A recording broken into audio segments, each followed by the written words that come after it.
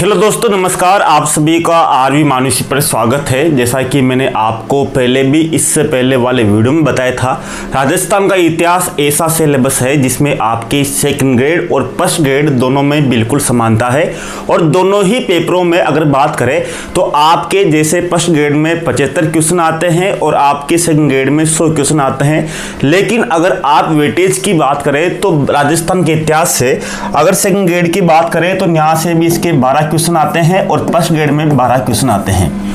24 अंकों का यहाँ पर मामला होता है। तो आपको यहाँ पर एक एक चीज़ आपको यहाँ पर तैयारी करनी है। अगर मैं यहाँ पर बात करूँ तो आपके राजस्थान की प्राचीन संस्कृति सभ्यताएं मैंने आपको अच्छे से कवर करवा दी है। इस बार हम दूसरा टॉपिक ले रहे हैं, आपके 8वीं से 18वीं शताब्दी तक का राजस्थान का इतिहास, जिसमें आपके गुर्जर प्रतिहार, अजमेर के चौहान और दिल्ली सल्तनत के साथ संबंध 3 टॉपिक है। 3 टॉपिक है और यहाँ से 3 से 4 क्वेश्चन आते हैं। तो बहुत ही महत्वपूर्ण टॉपिक है। हम गुर्जर प्रतिहार को देखेंगे, गुर्जर प्रतिहार के बारे में पढ़ेंगे। तो आपको यहाँ पर गुर्जर प्रतिहार को विशेष रूप से जानना होगा।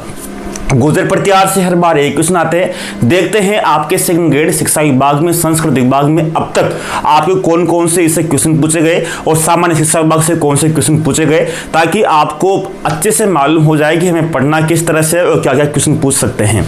अगर यहाँ पर बात करें तो आपके देखें तो यहाँ पर आपके गुर्जर प्रतिहार में आपके पेपर 2022 में ग्रुप ए में क्वेश्चन पूछा गया था। क्वेश्चन ये था आपके कि उस अरबी यात्री का नाम बताइए जिसने मीर बोझ के समय का वृत्तांत प्रस्तुत किया था। यानी कि मीर बोझ के समय, अब मीर बोझ एक गुर्जर प्रतिहार शासक था। तो कौन था? इसका आंसर था सुलेमान। कौन था? सुलेमान। ये ग्रुप ए में आपके संस्कृत विभाग में क्वेश्चन पूछा गया था।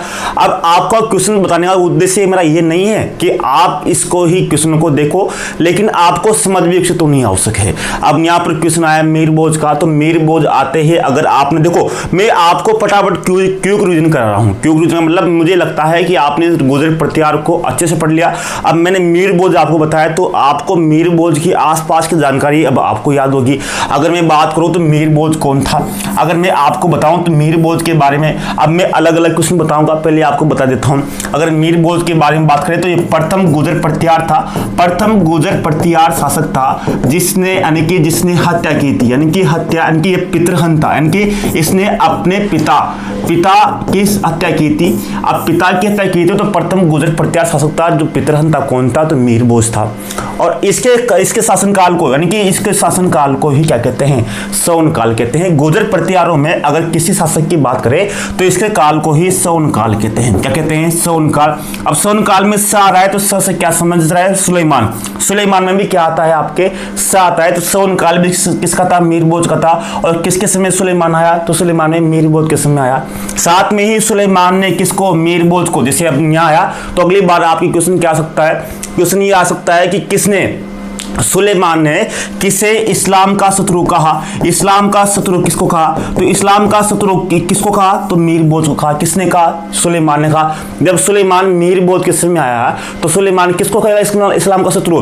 तो मीर बोझ को कहेगा। तो ये चीजें आपको यहाँ पर ध्यान देनी होगी। और भी कुछ बहुत सी चीजें हैं जैसे आप बात करोगे यहाँ पर, अगर मीर बोझ की बात करें तो इसका एक अभिलेख है ग्वालियर प्रस्तुति। जो ग्वालियर प्रस्तुति है इसकी महत्वपूर्ण है। इस ग्वालियर प्रस्तुति को आपको अच्छे से याद करना है।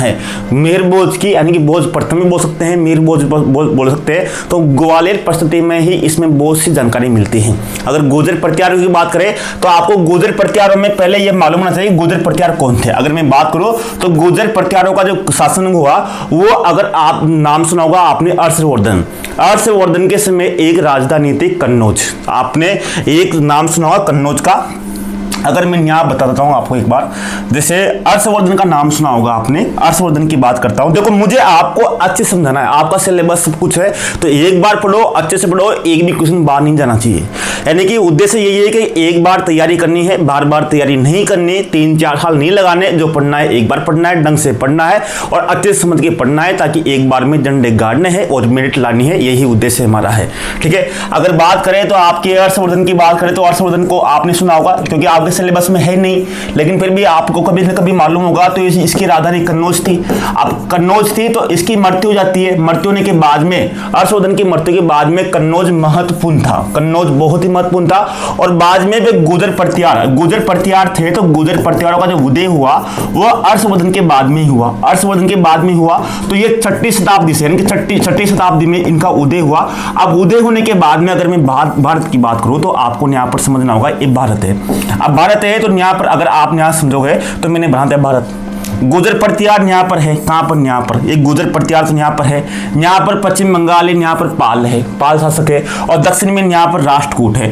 3 शासक है यहाँ पर। अगर बात करोगे तो यहाँ पर मैं 3 शासक बनाता हूँ। यहाँ पर है राष्ट्रकूट और यहाँ पर है, अगर यहाँ है पाल और यहाँ पर है गुर्जर प्रतिहार। क्या है यहाँ पर? गुर्जर प्रतिहार। 3 शासक है। अब 3 शासक है और यहाँ पर हर्षवर्धन की मृत्यु जाती है और यहाँ पर राजधानी है कन्नौज। कौन सी है? यहाँ पर कन्नौज।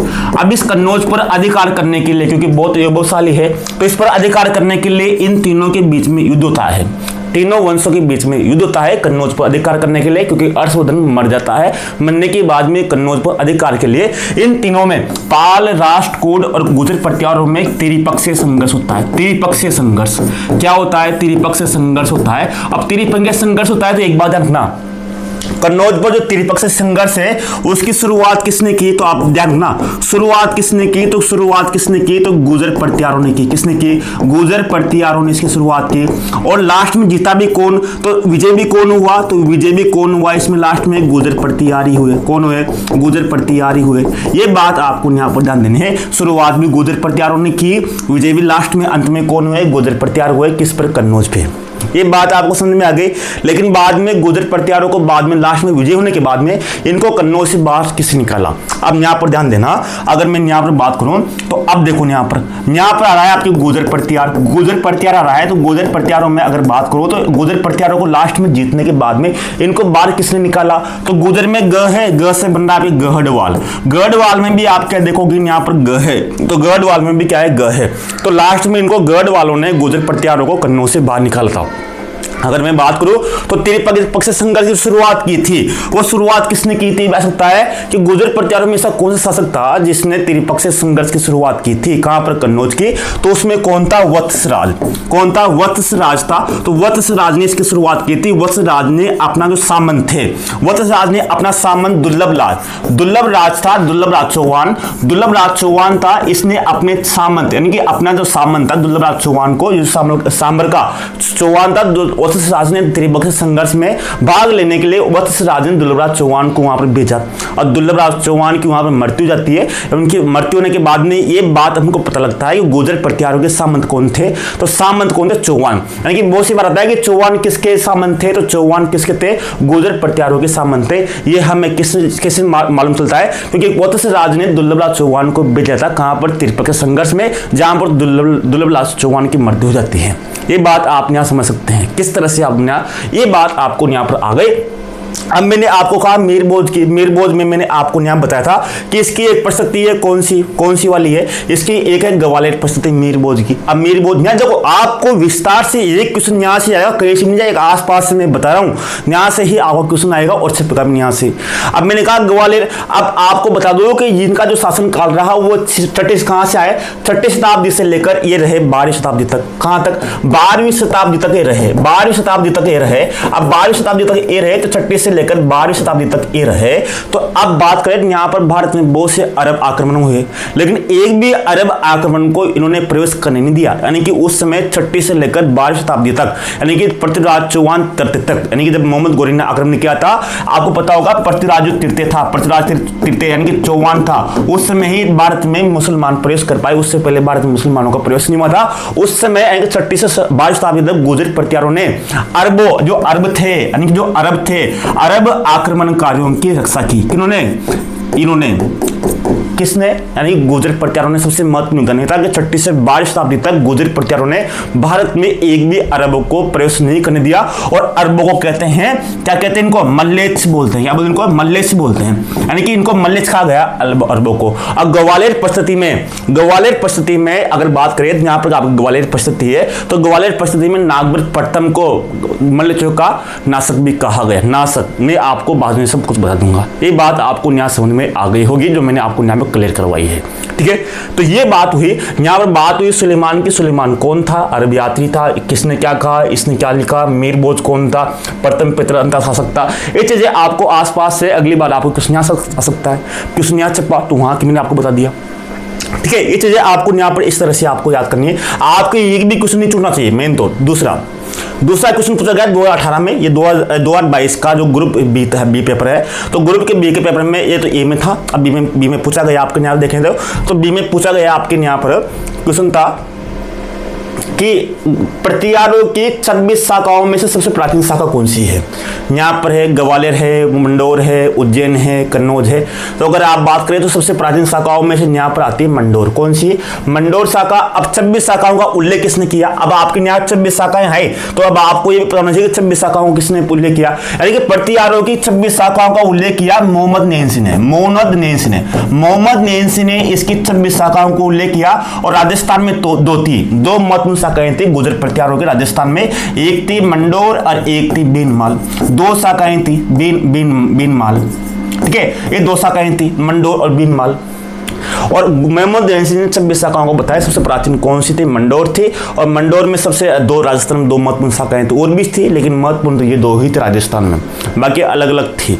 ये बताया गया था। एक क्वेश्चन पूछा गया 2018 के ग्रुप ए में पूछा गया था गुर्जर प्रतिहारों की राजधानी कौन सी थी। अब यहाँ पर ध्यान देना, गुर्जर प्रतिहारों की राजधानी कौन सी थी? जैसे पीलो, मोलो ये बीनमाल, बुढ़ा पुष्कर अजमेर, जोधपुर मांडेपुर, जांगल बीकानेर। आपके बीकानेर नहीं आएगा, जोधपुर नहीं आएगा, आपको पता है, अजमेर नहीं आएगा, बचा आपका बीनमाल, क्योंकि आपके बीनमाल मंडोर दो ही है, इसमें से केवल बीनमाल का उल्लेख है। तो कौन सी रहेगी? आपका पीलो मोलो। आपको इतना सब कुछ याद है। अब आपकी राजधानी पूछी गई तो एक बात ध्यान रखना, अगर मैं बात करूं तो आपकी गुर्जर प्रतिहारों की जो प्रथम राजधानी कौन सी थी? प्रथम राजधानी की बात करें तो आपकी थी मंडोर। कौन सी थी? मंडोर इनकी प्रथम राजधानी थी। लेकिन मंडोर से प्रथम बार जो राजधानी चेंज की, प्रथम बार जो मंडोर से जो प्रथम बार जो राजधानी चेंज की वो कहां की? मेड़ता बनाई। प्रथम बार किसने बनाई? यानी कि मंडोर से मेड़ता प्रथम बार जो चेंज की, तो प्रथम बार जो की तो प्रथम ही करेगा। कौन करेगा? नागभट्ट प्रथम में आ रहा है आपकी प्रथम। तो प्रथम बार किसने चेंज की? तो नागभट्ट प्रथम ने प्रथम चेंज की मंडोर से मेड़ता। ये बात ध्यान रखना कि मेड़ता राजधानी सर्वप्रथम किसने बनाया? तो नागभट्ट प्रथम ने बनाया। पहले सर्वप्रथम जो राजधानी कौन सी थी? मेड़ता मंडोर थी। मंडोर से मेड़ता किसने की? प्रथम बार जो चेंज किसने की? तो नागभट्ट प्रथम ने किया। ये बात आपको यहाँ पर ध्यान देना है। नागभट्ट ये ना आ रहा है आपके, ना का मतलब है नासक ना दोनों में नागभट्ट में ना आ रहा है। यानी कि मल्लेच्छों का नाचक किसको कहा गया? नागभट्ट प्रथम। यानी कि अरबों को रोकने के कारण ग्वालियर परिस्थिति में जो मिहिर बोझ की तो परिस्थिति थी, ग्वालियर परिस्थिति में कहा गया इसको मल्लेच्छों का नाचक। ठीक है, अगला क्वेश्चन क्या था? अगला क्वेश्चन दो ग्रुप बी में पूछा गया आपके, यानी कि आपके ये क्वेश्चन तो आएगा ही सही, 100% आपका क्वेश्चन आएगा। वो क्वेश्चन आपको गलती नहीं होना चाहिए। देखो, कौन सा शासक गोड में, यानी कि गोड यानी कि बंगाल में, ठीक है, बोझ प्रथम का समकालीन था। बोझ वही है, ये ध्यान रखना, बोझ प्रथम आएगा का मतलब है मिहिर बोझ ये। अब आप कह रहे हैं बंगाल में कि देवपाल, मैंने कहा था आपके तिरपक संघर्ष हुआ कन्नौज में। बंगाल में तो कौन थे? पाल वंश था, पाल वंश में देवपाल था। इसी तरह से राष्ट्रकूटों में दक्षिण में था जिसमें इंद्र कृष्ण था, देव अलग अलग थे। तो उनके बारे में तो यहाँ बंगाल में पूछा गया बोझ प्रथम के समकालीन कौन था? देवपाल था। तिरपक संघर्ष में किसने भाग लिया? किसने सर्वप्रथम भाग लिया? मैंने आपको बताया शासन ने सर्वप्रथम भाग लिया था, उसने किसको भेजा? ये सब चीजें आपको यहाँ पर मालूम होना चाहिए। तो ये क्वेश्चन आपके पूछे गए संस्कृत विभाग में। और सामान्य शिक्षा विभाग में कौन कौन से क्वेश्चन पूछे गए आपके सेकंड ग्रेड में, आपने यहाँ पर ध्यान देना। देखो, गटियाला शिलालेख में निम्नलिखित में से किस वंश की जानकारी प्राप्त होती है? तो यहाँ पर मंडोर की प्रतिहारों की गटियाला शिलालेख की बात होती है। यहाँ पर गटियाला शिलालेख के बारे में बात हुई है, तो यहाँ पर किसके? मंडोर की प्रतिहारों की बात की गई है। अब आपको गटियाला का शिलालेख आपको बिल्कुल मालूम होना चाहिए। अगर मैं गटियाला का शिलालेख की बात करूँ तो आपको क्या बताऊँ? देखो मेरी बात सुनो, गटियाला शिलालेख की बात हुई, गटियाला शिलालेख की, तो ये कहाँ पर है? नंबर 1 तो, क्योंकि बहुत सी बार आता है कि गटियाला शिलालेख कहाँ पर है। तो अगर मैं बात करूँ तो ये कहाँ पर है? बहुत सी बार मंडोर की बात करते हैं तो बहुत से लोग इसमें मंडोरी कर देते हैं, तो आपको ध्यान रखना है कि ये जोधपुर में है। कहाँ पर ये जोधपुर में ही भी आपको ध्यान रखना चाहिए। और कब का है ये? 861 का है, 861 ईस्वी का है। और किसने लिखा था? ये कुक्कुक ने लिखा था, कुक्कुक ने लिखा था। किसने लिखा था? कुक्कुक ने लिखा था। यहाँ पर कुक्कुक ने लिखा था। अब कुक्कुक कौन था? ये बाउल का भाई था। बाउल इनकी प्रतिहार शासक था कुक्कुक, जिसने लिखा था। अब गटेला शिलालेख में क्या है कि 4 शिलालेखों का समूह है। कितने समूह का? 4 शिलालेखों का समूह है। शिलालेखों का 4 शिलालेखों का समूह है। इस कौन सा? ये गटेला शिलालेख। और साथ में ही ये संस्कृत भाषा में लिखा गया है। किस भाषा में? संस्कृत भाषा में लिखा गया है। साथ में ही ये प्रथम शिलालेख है जिसमें प्रथम बार यहाँ पर सती होने का प्रमाण, सती होने का जो प्रमाण है किस शिलालेख में मिलता है? राजस्थान में तो सती होने का प्रमाण गटेला शिलालेख में मिलता है। भारत में तो भानु जो अभिलेख है उसमें मिलता है, एरन अभिलेख में भानुगुप्त का उसमें मिलता है। लेकिन राजस्थान में अगर बात करें गटेला शिलालेख में मिलता है प्रथम बार सती होने का प्रमाण। और सती कौन हुई थी? प्रथम समय स है तो समय है संपत देवी। राजस्थान की प्रथम महिला जो सती हुई थी कौन थी? संपत देवी थी। संपत पंचम सती महिला कौन थी? संपत देवी। स से संपत देवी, सती में भी स है। किस अभिलेख में? गटेला शिलालेख में। किसका था? ये किससे संबंधित है? ये गुर्जर प्रतिहार से संबंधित है। और इसमें कहा गया है कि रज्जील से ही मंडोर की जो वंशावली प्रारंभ होती है। रज्जील कौन था? हरिश्चंद्र था। हरिश्चंद्र को वास्तविक पुरुष हरिश्चंद्र की 2 राणा थी, एक था क्षत्राणी, एक थी ब्राह्मणी। वो मैं आपको वहां पर अलग से बता दूंगा, ठीक है। ये क्वेश्चन वो आपके अगला था, आपके क्वेश्चन पूछा गया था। यहाँ पर देखो, मंडोर प्रतिहार वंश की किस शासक से वंशावली प्रारंभ होती है? तो रज्जील से होती है। किसमें कहा गया? गटेला शिलालेख में कहा गया। मैंने बताया था आपके आसपास छपेंगे ये क्वेश्चन, तो मैंने आपको बता दे। बाकी मैंने आपको लिख भी रखे, उनको आपको ध्यान देना। एक बार फिर मैं आपको समझा देता हूँ, आपका रिवीजन करा देता हूँ ताकि आपको अच्छे से इसके बारे में मालूम हो जाए कि क्या था क्या नहीं था गटेला। आप कभी गुर्जर प्रतिहार के बारे में पढ़ो तो आपको एक जगह ही संपूर्ण जानकारी मिल जाए, आपको इधर उधर भागने की जरूरत नहीं पड़े। अगर आप चाहो तो आर्य मानुष्य स्टडी ऐप पे वहां पर आपको सब क्वेश्चन दिए हुए हैं, वहां पर कोर्स में दिए हुए हैं। ये क्लासेस भी वहां पर ऐड हो जाती है ताकि आपको वहां पर रिवीजन के लिए महत्व मिले। बाकी अलग अलग क्लासें हैं वो आपको यहाँ अपलोड नहीं होगी क्योंकि वो कोर्स वालों बच्चों के लिए जिन्होंने पैसे दिए हैं उनको लिए भी थोड़ा बहुत अलग होना चाहिए, इसलिए वो क्लासेस अलग रहती है। ये क्लासेस भी यूट्यूब के कुछ क्लासेस जो महत्वपूर्ण है वो भी आपके कोर्स में ऐड कर देते हैं। ये पीरियड भी आपको वहां पर मिल जाएगी, तो आप वहां पर ध्यान देना। अब मैं गुर्जर प्रतिहारों के बारे में बात कर रहा हूं तो यहाँ पर ध्यान देना। मैंने कहा गुर्जर प्रतिहारों को 6 से 12वीं शताब्दी तक इन्होंने किससे रक्षा की? तो इन्होंने रक्षा की किससे? अरबों से रक्षा की। किससे?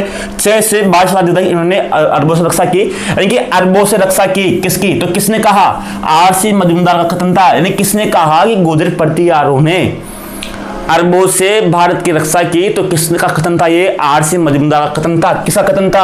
आरजी मजूमदार का कथन था कि इन्होंने कहा कि इन्होंने अरबों से इसकी रक्षा की। अरबों का मतलब क्या है? मलेच्छ। क्या है इसका मतलब? मलेच्छ। और अरबों जो रक्षा की उसमें मलेच्छ का नाशक किसको कहा गया?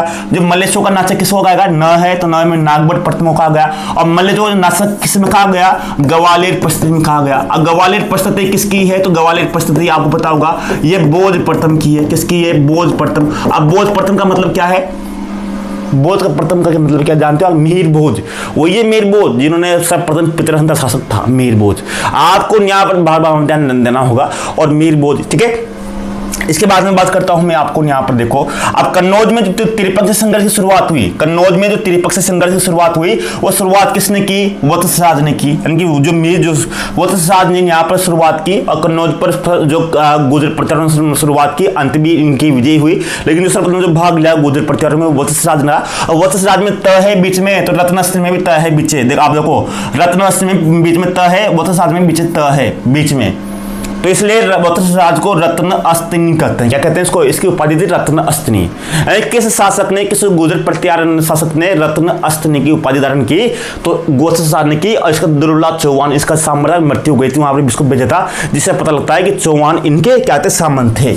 और इन्होंने वत्सराज के समय आपको पता होगा, मैंने आपको बताया था, क्या बताया था आपको मैंने यहाँ पर आपको राजस्थान की जितने भी साहित्य परंपराएं थी, जितने भी कृतियां थी, उनके बारे में बताया था। उनमें से 2 महत्वपूर्ण थी। उनमें से कौन कौन सी थी? एक थी आपकी उद्बोधन सूरी।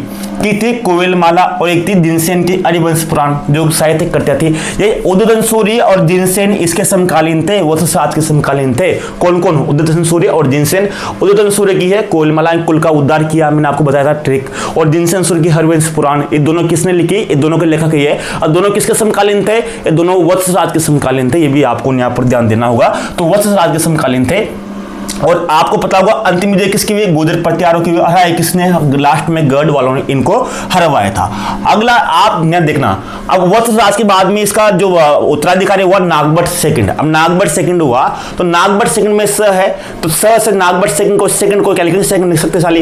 ये सबसे शक्तिशाली शासक था गुर्जर प्रतिहारों में, सबसे शक्तिशाली शासक था। बाद में नागभट्ट सेकंड ने गंगा नदी में जीवित समाधि ले ली थी, जल समाधि ले ली थी। किसने ली थी? नागभट्ट सेकंड ने यहाँ पर गंगा नदी में जल समाधि ले ली थी। उसके बाद में नागभट्ट सेकंड के बाद में रामभद्र शासक बना, और रामभद्र को मारकर मीरबोज क्या बना? शासक बना। किसको मारा था मीरबोज ने? रामभद्र को मारा था। पितरंता शासक था मीरबोज, और इसका काल सोन काल कहलाता है। इसी समय ही सुलेमान आया, और सुलेमान ने ही मीरबोज को क्या कहा था? इस्लाम का शत्रु कहा था, और इसकी समृद्धि का उल्लेख भी किया था। ये मैंने आपको यहाँ पर बताया था। ठीक है, ये चीजें आपको यहाँ पर ध्यान देना होगा। और मीरबोज की जो परिस्थिति कौन सी थी? ग्वालियर परिस्थिति। कौन सी थी? ग्वालियर परिस्थिति थी। और ग्वालियर परिस्थिति में इन किनको? गुर्जर प्रतिहारों को क्या कहा गया? गुर्जर प्रतिहारों को कहा गया लक्ष्मण का वंशज। लक्ष्मण कौन था? राम का भाई, यानी कि रघुकुल सदा चली आई, प्राण जाए पर वचन नहीं जाए, यानी कि रघुकुल, यानी कि लक्ष्मण था। लक्ष्मण कौन था? रघुकुल का था। तो ग्वालियर परिस्थिति में इनको क्या कहा गया? रघुकुल तिलक कहा गया, रघुकुल मुक्तामणि कहा गया। किसको कहा गया? गुर्जर प्रतिहारों को। यानी गुर्जर किन शासकों को? जैसे आपको अजमेर के चौहान भी है, आपके मेवाड़ के शासक भी है, सब कुछ है। तो रघुकुल तिलक किनको कहा गया? रघुकुल तिलक कहा गया गुर्जर प्रतिहारों को। और रघुकुल मुक्तामणि किसको कहा गया? तो रघुकुल मुक्तामणि भी गुर्जर प्रतिहारों को कहा गया। किस परिस्थिति में? ग्वालियर परिस्थिति में लक्ष्मण के वंशज बताया गया है इनको, उनको गुर्जर प्रतिहारों को। ये चीजें आपको यहाँ पर ध्यान देनी होगी। ठीक है, इसके बाद में मीरबोज के बाद में शासक बना महेंद्रपाल। महेंद्रपाल के बाद में आया भोज सेकंड, और फिर उसके बाद में आया महिपाल। ठीक है, और महेंद्रपाल का जो राजकवि था वो था राजशेखर। कौन था? राजशेखर राजकवि था। और महेंद्रपाल के बाद में थोड़ा बहुत शासन रहा था, बहुत सेकंड का, बिल्कुल नाम मात्र का रहा था शासन, बिल्कुल नाम मात्र का। उसके बाद में महिपाल आया, और महिपाल के समय भी राजशेखर रहा, यानी कि महेंद्रपाल और महिपाल दोनों के समय राजशेखर राजकवि रहे थे, दोनों के समय रहा। तो राजशेखर ने किसको? जैसे महेंद्रपाल को तो इसने कहा, राजशेखर ने क्या कहा? रघुकुल चूड़ामणि। क्या कहा? रघुकुल चूड़ामणि की उपाधि दी। किसने? राजशेखर ने महेंद्रपाल पष्ट को रघुकुल चूड़ामणि की उपाधि दी। जबकि महिपाल को क्या उपाधि दी? तो महिपाल को उपाधि दी इसने, यहाँ पर ध्यान रखना कि महिपाल को उपाधि कौन सी थी? तो महिपाल को इसने उपाधि दी रघुकुल मुकुटमणि। किसकी उपाधि दी? रघुकुल मुकुटमणि की उपाधि दी। ये आपको यहाँ पर ध्यान देना है। राजशेखर ने रघुकुल चूड़ामणि की उपाधि किसको दी? महेंद्रपाल को दी। और महिपाल को क्या दी? रघुकुल मुकुटमणि की उपाधि दी। तो मुकुटमणि यहाँ तो इसको मुकुटमणि कहा, और यहाँ पर इसको चूड़ामणि कहा। किसको? महेंद्रपाल को। यहाँ चूड़ामणि कहा, यहाँ पर मुकुटमणि कहा। दोनों को अलग अलग ये उपाधि आपको यहाँ पर ध्यान देना है। और निर्भय राज की उपाधि भी महेंद्रपाल को किसने दी थी? राजशेखर ने दी थी। राजशेखर की कुछ महत्वपूर्ण पुस्तकें जो आपकी बहुत सी बार पूछी जाती है, कौन कौन सी? कर्पूर मंजरी भी किसकी? राजशेखर की। काव्य मीमांसा है, भुवन कोश है, रामायण, बहुत सारी किताबें, लेकिन आपको यहाँ पर 3-4 किताबें आपको यहाँ पर ध्यान देनी होगी। तो ये चीजें आपको यहाँ पर ध्यान देनी होगी। साथ में मोहम्मद नैन ने प्रतिहारों की कितनी शाखाएं बताई थी? 26 शाखाएं बताई, जिसमें राजस्थान में मंडोर की और बीनमाल की प्रमुख थी। गटरा शिलालेख कब का है? 861 ईस्वी का है, जोधपुर में है। मंडोर वंशावली प्रारंभ होती है यहाँ से, रजील के समय से, आपको पता होगा। और कुक्कू के समय है, कुक्कुका है, एक कुक्कुका है। किसका? ये वाला शिलालेख कुक्कुका, गटरा शिलालेख। और साथ में कुक्कुक ने ही मंडोर में क्या स्थापित किया? जय स्तंभ स्थापित किया था। किसने? मंडोर में कुक्कुक ने जय स्तंभ स्थापित किया था। ये भी आपको यहाँ पर मालूम होगा। और ये गटला जो शिलालेख है वो 4 शिलालेखों का समूह है, संस्कृत में है। प्रथम बार सत्य होने का प्रमाण मिलता है। संपत देवी जो प्रथम थी, और साथ में जो हरिश्चंद्र है, इनके जो मूल पुरुष माने जाते हैं, यानी गुर्जर प्रतिहारों के जो मूल पुरुष है कौन है, जहाँ से इनकी होती है, तो हरिश्चंद्र को माना जाता है। हरिश्चंद्र की 2 रानियाँ थी, एक थी सतरानी, एक थी ब्राह्मणी। इनको हरिश्चंद्र को बहुत सी बार रोहिल लिद्धि और विप्र की 2 उपाधियां धारण की थी। किसने? हरिश्चंद्र चंद्र ने, तो रोहिणी लिद्धि के हिसाब से इसको ब्राह्मण कहा जाता है, क्योंकि रोहिणी लिद्धि का मतलब क्या होता है, ब्राह्मण। और नागभट्ट जो वीर माधव नागभट्ट प्रथम ने प्रथम बार क्या किया था, राजधानी में परिवर्तन किया था, मंडोर से मेड़ता के बीच में किया था। तो ये चीजें आपको यहाँ पर पता होना चाहिए कि क्या क्या है, क्या क्या नहीं है। तो मैंने आपको यहाँ पर गोदरेज प्रताप के बारे में बताया, साथ में ही यहाँ पर हमारा जो आर्य मानुष स्टडी ऐप केवल वरिष्ठ अध्यापक के लिए समय पड़ते हैं, वरिष्ठ अध्यापक की ही तैयारी होती है आर्य मानुष स्टडी ऐप पर। अगर आपने अभी डाउनलोड नहीं किया है प्ले स्टोर से, आप डाउनलोड कीजिए। वहाँ पर 5 स्टार से रेटिंग है, यानी कि 4.8 राजस्थान में एकमात्र है जहाँ पर कुछ ही महीनों में 5000 से अधिक अभ्यर्थी वहाँ जुड़ चुके हैं। यानी कि अगर आप वरिष्ठ अध्यापक की तन मन से तैयारी कर रहे हैं तो आप हम साथ मिलकर तैयारी करेंगे। इस तरह से तैयारी करेंगे कि एक बार तैयारी करनी है, अंतिम बार तैयारी करनी है, और साथ में ही आपकी ये जो क्लास है, जो पीडीएफ है, वो आपके कोर्स में आपके जुड़ जाएगी 1-2 दिन में। धन्यवाद, मिलते हैं नेक्स्ट वीडियो में। नेक्स्ट वीडियो में क्या बात करेंगे, नेक्स्ट वीडियो में जो हमारा टॉपिक है उसमें जो टॉपिक बचे हुए अपने, तो उन टॉपिकों की बात करेंगे। जैसे आप बचा हुआ है आपने, जैसे अगले टॉपिक में हम बात करेंगे, जैसे ये है आपका अजमेर के जो चौहान है, अजमेर के चौहान की बात करेंगे। साथ में दिल्ली और सल्तनत के साथ जो मेवाड़ के संबंध है, इन दोनों को ही लेंगे ताकि दोनों के बारे में विस्तार से जानकारी प्राप्त हो सके, ताकि आपको 3 में से 4 नंबर आपके फिक्स हो जाए। 3-4 नंबर, 3-4 क्वेश्चन फिक्स हो जाएंगे तो आपके 10 से 12 नंबर आपके आराम से जाएंगे। एक भी क्वेश्चन अपने नहीं छूटना चाहिए। फिर भी अगर आपको किसी भी प्रकार के कोई डाउट हो, दिक्कत हो, तो आप कमेंट जरूर कीजिए, और अगले वीडियो में मिलते हैं। नमस्कार, जय हिंद दोस्तों।